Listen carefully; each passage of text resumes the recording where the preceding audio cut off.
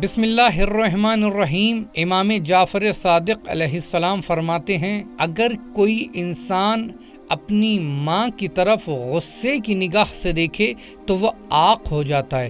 یعنی ماں کو عاق کرنے کی ضرورت نہیں ہے، بلکہ وہ خدا کی بارگاہ میں جس وقت اس نے اپنی ماں کی طرف غصے کی نگاہ کی، اسی وقت وہ عاق ہو جاتا ہے۔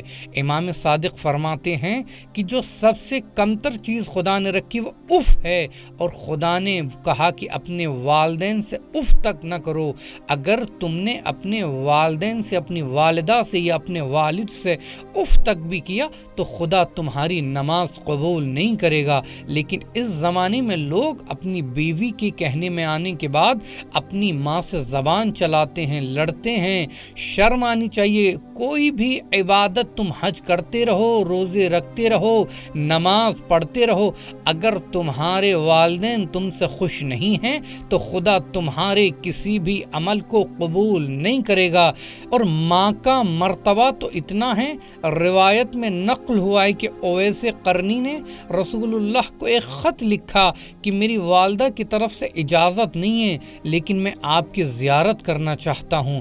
رسول اللہ نے اس خط کے جواب میں لکھا کہ جب بھی تمہیں ہماری زیارت کا شوق ہو تم اپنی والدہ کے چہرے کی طرف دیکھنا، گویا تم نے ہماری زیارت کی۔ یعنی والدہ کی زیارت کرنا یعنی رسول اللہ کی زیارت کرنا ہے۔ اور روایت میں نقل ہوا ہے کہ ایک شخص رسول اللہ کے پاس آیا، اس نے آنے کے بعد کہا اللہ کے نبی میری دعا قبول نہیں ہوتی۔ اللہ کے نبی نے کہا جاؤ، جانے کے بعد اپنی ماں سے کہو کہ وہ تمہارے حق میں دعا کرے۔ اس شخص نے کہا اللہ کے نبی میری ماں اس دنیا میں نہیں ہے۔